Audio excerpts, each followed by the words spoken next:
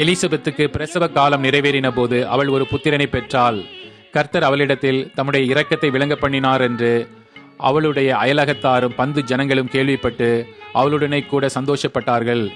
8ஆம் நாளிலே பிள்ளைக்கு விருத்த சேதனம் பண்ணும்படிக்கு அவர்கள் வந்து அதன் தகப்பனுடைய நாமத்தின்படி அதற்கு சகரியா என்று பெயரிடப் போனார்கள். அப்பொழுது அதன் தாய், அப்படியல்ல, அதற்கு யோவான் என்று பெயரிட வேண்டும் என்றால். அதற்கு அவர்கள், உன் உறவின் முறையாரில் இந்த பேர் உள்ளவன் ஒருவனும் இல்லையே என்று சொல்லி அதன் தகப்பனை நோக்கி, இதற்கு என்ன பெயரிட மனதாய் இருக்கிறீர்கள் என்று சைகையினால் கேட்டார்கள். அவன் எழுத்து பலகை கேட்டு வாங்கி இவன் பேர் யோவான் என்று எழுதினான்.